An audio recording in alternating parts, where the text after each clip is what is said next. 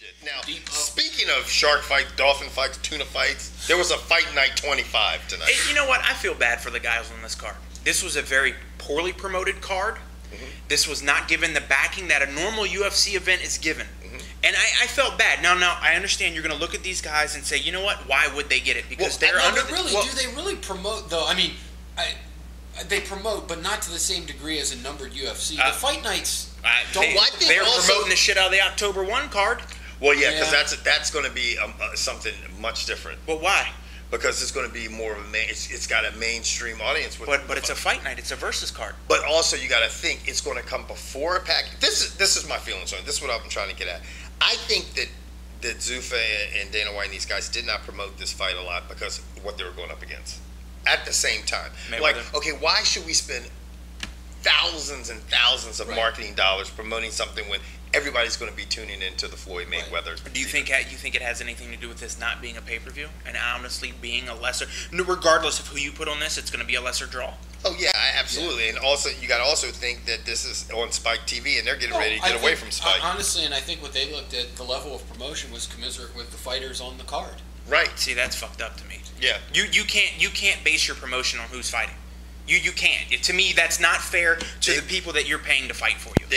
I don't care if they sign me and Jimmy tomorrow. We should be promoted just like anyone else. Like this headliner fight on paper is a good fight. Now, did it turn out to be a good fight? There were some decent fights, but I'm going to tell you what the most entertaining thing to me was Rampage and fucking John Jones talking. We'll get to that. But starting out with the first fight, Belcher went up against Jason MacDonald. I was at Lily McGilly's getting cupcakes. For all you guys that don't know what Lily McGilly's is, it's a local cupcake shop, and them motherfuckers are good as shit. They're getting free advertising, and they don't even know. Yeah, break us off some money, Lily McGilly or Lizzie McGuire or whatever the fuck it is. Just hook me up with a cupcake. George brought a dozen of them bad motherfuckers up in here, man. They were bad as shit. What was the one I ate? Fucking deep brownie cookie. Yeah, fucking something fudge packer make brownie. you pop a boner while you eating a cookie. I mean, cupcake. It was good as shit. Anyway, Alan Belcher went up against Jason MacDonald and basically got a submission, via strikes in the first round. So he tapped out? He tapped out. Wow. Yeah, Jason MacDonald tapped out. Now, the second bout of the night on the main card was Erik Koch versus Jonathan Brookins, who was the tough 12 winner. Is this Brookins' second loss in a row? It's his second loss. Now he lost. Got the head movement of a statue. Yeah. The thing is, he lost at UD, and Brookins he's great on the ground. He's great, but he has got to get the fight on the ground. He's got to get the fight on the ground, or better yet, he's got to go to his camp and he's got to learn how to be better. One of his best attributes is sadly his chin. That's what saved him. It really is. That's the only reason this was a decision. If he didn't have a chin, he'd be out. It would have been over. And it would probably been a knockout in the first round. So now, how do you feel about him in that weight class again? Well, a long time ago, because George is going to make me keep bringing this back up. No, I'm just asking. He's going to have some trouble. Look, I'm not. You need to take a step down. See, this is why Strikeforce would be great if you would keep it around. He could take a step down. Well, the problem is, this is the thing, though. He took a step down. No, I'm not talking about weight class. I'm talking about level of competition because he's not looking well in the UFC. Yeah, because Koch, I think, was 12-1. And this guy won the Ultimate Fighter. And this is 145. This guy won the Ultimate Fighter. Yeah, I mean it's you wonder about the 145 and the 155 pound classes in the UFC right now are just so fucking deep. Yeah, it's a lot of depth. It is just a lot of depth. But moving on to the next. Anyway, moving on to the next bout of the night was Court McGee versus our man Court McGee. Yes, dude, I'm gonna tell you what. Training up there in Utah, he's got cardio for days, but he looked so shaky in that third round. I thought one point in the third round, I thought Court was out. But dude, he's got a humongous heart. He keeps coming forward. I love to watch Court fight. And I mean, he really poured it on. Yeah. I mean, he truly did. I mean, man, that guy was cut up by the third round. And he got rocked a couple times, but he managed to win this and pull it off with a unanimous decision. And actually, at the very end of the fight, we thought he had the guy in the guillotine who was going to submit him. Yeah. But he ended up scoring. It almost looked for a second like he was tapping, but he wasn't. Yeah. So Court McGee looked good. Now that will bring us to the main fight, which was Jake Shields versus. We understand Jake Shields lost his father. Yeah. But once you step into the ring, it's what's going on inside the ring. Right. What's going on outside the ring, yes, affects what's going on inside. But we are basing this off of what happened inside the ring. So for the person who got on me about my comment about Jake Shields could go back to Strikeforce, he can go back to Strikeforce now. And he may very well be soon. Well, you're being honest. I mean, it's like you gotta. That's why sometimes, you know, and it's unfortunate for Jake Shields. You gotta sit back and what he had to endure and what he had to train through. It's hard. Unbelievable. It's hard. I mean, everybody here at this table is going to sit there and go, I don't know if I would have done the fight because of what we saw tonight. It's a lot, you know. And now, with all that being said, we're not taking away anything from Ellenberger because Jake Ellenberger looked sharp. Right. I hope Jake Shields can have another good camp, come back in, get another shot in the UFC, and win his next fight. I've always been a Jake Shields fan. I'm impressed with his ground game, but he's got to find a way to be able to implement that ground game in the UFC, and he hasn't been able to do it. Well, this is the thing that forget every. I want to ask the real question. Okay, go ahead. You're going to ask the same question as I am. Right. I know you are. So go ahead. Okay. George and I both immediately looked at each other. When the fight was over, I looked over at the couch at George. George was looking at me, and we were both thinking the same thing. And I'm just thinking, for a man like the 170-pound champion who could not take this guy out and finish this guy off, Jake Shields. And Jake Shields, I mean, obviously is a target to at least lately. I mean, he had a problem with, you know, he just got beat by Ellenberger like that. Okay, now the fight he fought before GSP was what, Campman? Yes. That was a controversial win. You know what I'm saying? A lot of people thought Martin Campman won that fight. I did. I was one of them. You thought Martin Campman won that fight. Now, GSP beat him, but it took 5 rounds. And according to CompuBox numbers or whatever, Jake Shields won a round or 2 from GSP. So what we're getting at is, what does that say about GSP? Here's a guy who took him 25 minutes, and he lost a round or 2 to Jake Shields, who just got dispatched in, 53 seconds? Now, I understand Jake Shields has a lot of shit going on going into this fight. So we can, if you want to place blame, we can blame it on the situation. It was tough to fight. But my question is what's that say about GSP? Jimmy? Well, I mean, to me, sometimes it depends on the fighter that they're fighting in. Yeah, styles make fights. Right? Well, it's not necessarily styles. Ellenberger is an up-and-coming guy, and he wants to get into that title mix and that title talk. Right. He came out hungry. Mm-hmm. He came out throwing punches. He came out aggressive. Right. Nothing against GSP, but that same hunger is not there. He's the guy on the mountaintop.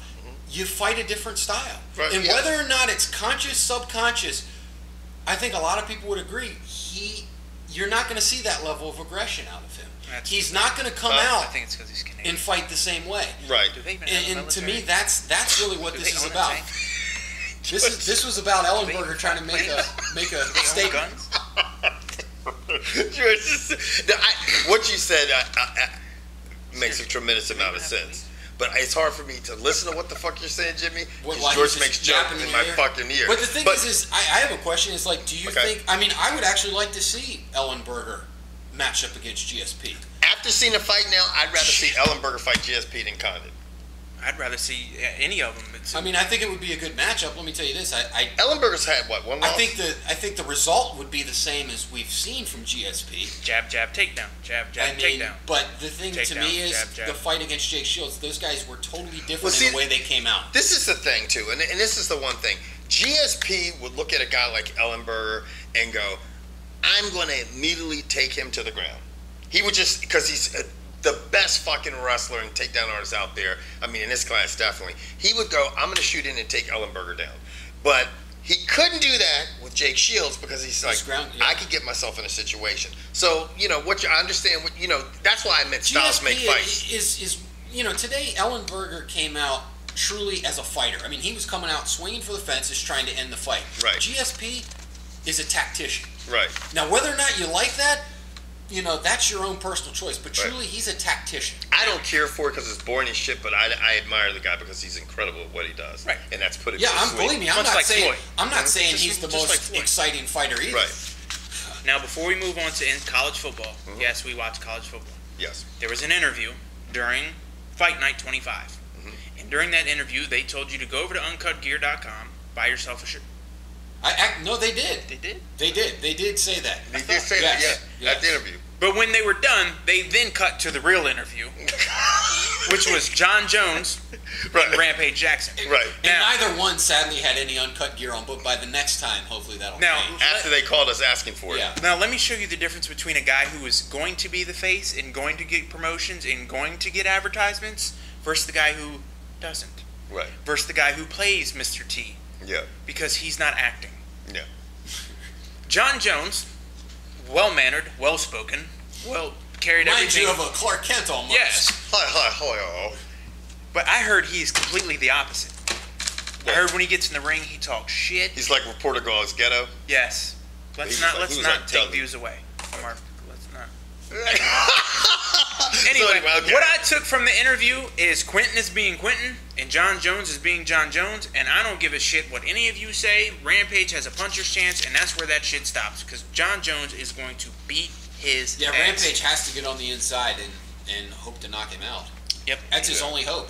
Yeah, and I mean, it was an interesting interview.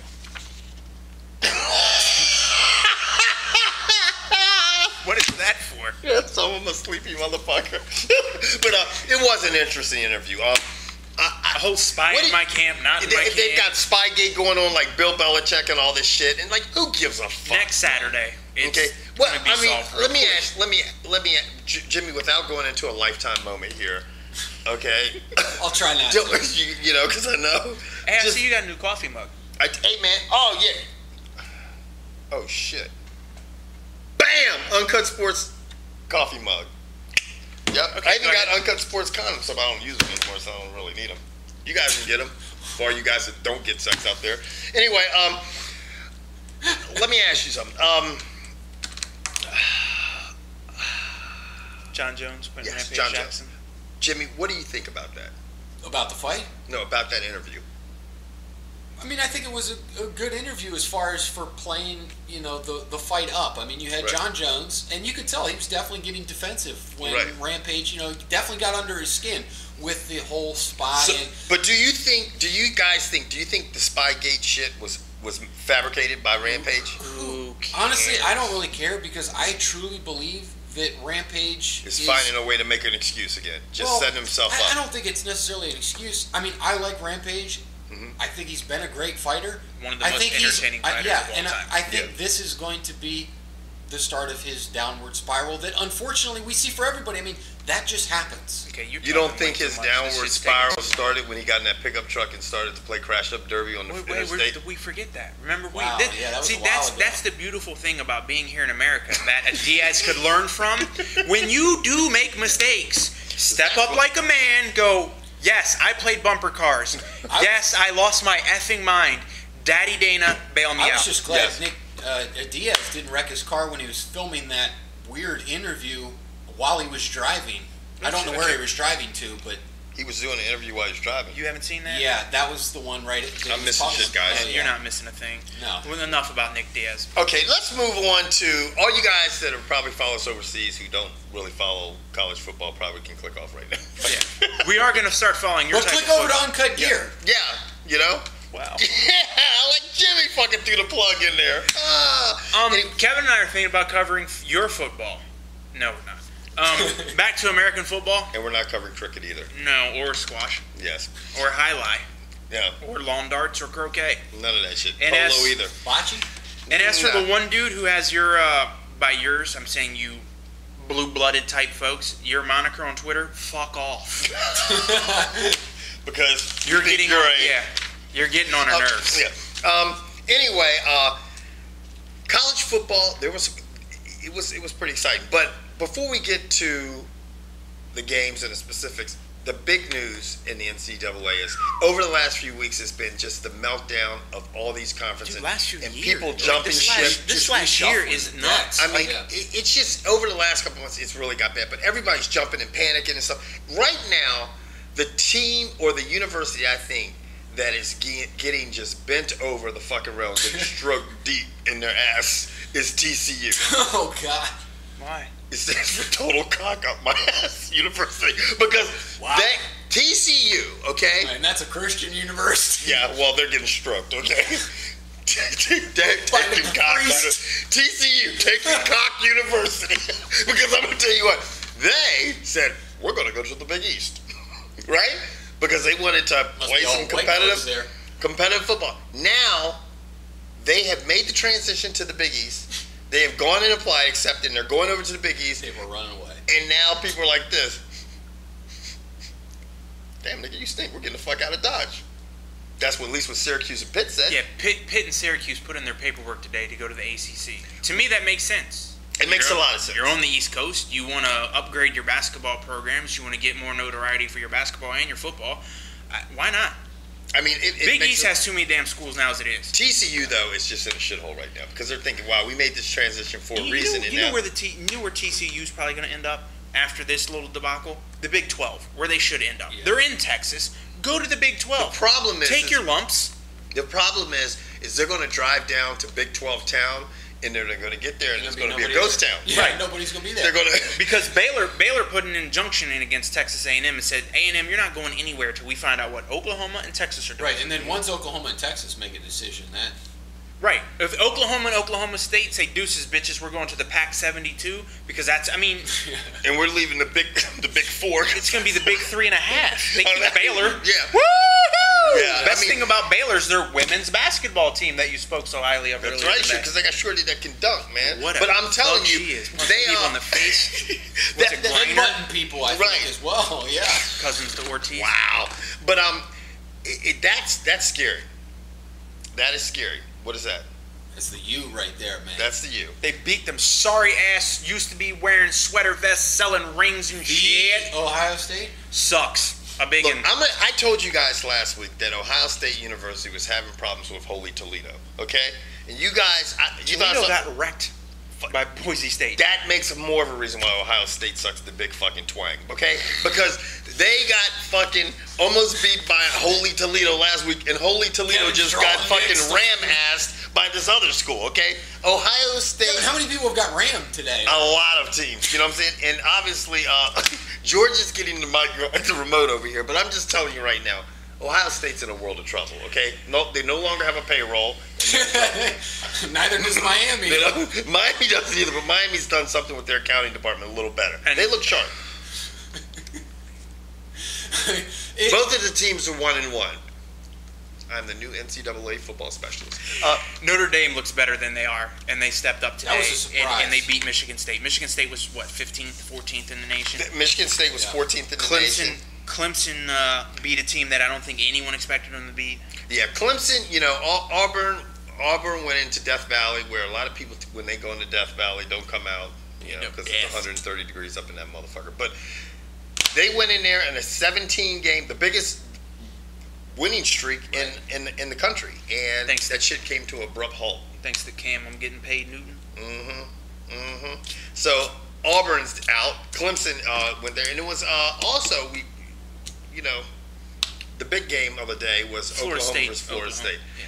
Problem is, Florida State has the same problem as the University of Maryland did when they played West Virginia. And the same problem Penn State has. Quarterback. None of those three teams have a quarterback. They have and they're just basically throwing to the wrong people. Here's a question I'm going to ask both of you. Okay. These schools like to use multiple quarterbacks to do multiple things. Are you with the multiple quarterback, or are you against the multiple quarterback? Because I know where I stand on it, and I think it's stupid. Right. You have linemen who have to then adjust because each quarterback has their own cadence, have their own type of plays. Everything just changes when you change that one person. Right. And to me, it's a fucked up thing to do. That's why Penn State's, in my opinion, been so bad for these last 4 or 5 years. They have no consistency at the most important position. And what's interesting is in college, especially at Penn State, they've had the same coaching staff in place. Recruit the type of quarterback that you want to fit your system. I can understand maybe shuttling quarterbacks if you are a new coach that just took a job and you don't have the players that fit your system. But once you are able to recruit those types of players, you should, if you're a pro-style offense, have the pocket passing quarterback. If you're not, then have the running quarterback. But you've got to have one or the other. I mean, me personally, I agree with George. I prefer a pro-style offense. That's why I've always liked Miami and the way they've played. And they have that pocket passer. But don't the change of pace. Meanwhile, I have Nebraska. Well, and then again, I also like Nebraska, where they have Gutierrez, Martinez, Sanchez, and Ortiz all playing quarter. What's his name? I don't know. Border Patrol showing now, up. I'm going to ask you questions before we wrap this show up, okay? The first question is... Swear to God, if it's what I think it is, the show's about over. No, I'm going to ask you some serious questions. How long do you guys think Joe Paterno will be coaching? I literally think he'll be the first coach that dies on the field. Until he dies. I think he's going to die on the field. That old man. First of all, he's not going to die on the field. He's going to die in the press box. Okay. No, actually, he'll die on the practice field because he's got a busted. He can't get out of the way. If he hasn't quit yet. No, seriously, I know. he's on the fucking sideline going, "Oh my hip, my shoulder, my back." Anyone who has a grandparent and you feel bad for them, and you realize that you've started to put down pads and shit, and you're you're starting to child-proof the house because granddad's coming over. And you're buying the pin garments, but his room, his office is one giant padded square. And I'm not hating on Joe Pac. Congratulations, Joe Pac in the house. Damn, you turned that motherfucker into straight rapper. You've had an illustrious career. You've done a great job, but fucking take that whistle, bronze that bitch, tack it up, and go off and croak somewhere. Okay. Yeah. Now, I want to add, the next question is, how many drinks does Jimmy's mom need to get loose? No. None. She's ready to go once we're there. How many drinks do you think the president of TCU has had this weekend? I'm going to give you guys, now, how many drinks do you think the president of TCU has had this weekend? The over-under is 20. Are you going with the over-under? Is that before he was bent over or after? Here's the thing. Hats off to anyone who's even watching this portion of the show to answer Kevin's question. You watch how many people answer this, because we got some wolf followers, and they're going to be answering this. I'll tell you, you were the four baddest motherfuckers, though. They'll be drinking while they're answering. Drinking it, right. Oh, and here's the other thing. While I know none of you are watching, thank you to all of you who have actually voted and tried to help us out. Yes. And that's all we can say. Yeah. Now, Wednesday might be our last show. Yeah, because George will probably go on such a rant about bots and all kinds of other shit. I will have an aneurysm. Yes. But we were happy that we're actually in this damn contest. Yeah. And it's a big thing. The rise. Yeah, it's on the rise. We're on the rise, and it's all thanks to these guys that follow us and the ones that are still around watching this portion of the show. Everybody else is probably flicked off now. But we're happy that we've got that good of a fan base to get noticed like that. Yeah. And on that note, we're going to go to fuck to bed. And go see Mr. Doombag's tribute video. Yeah.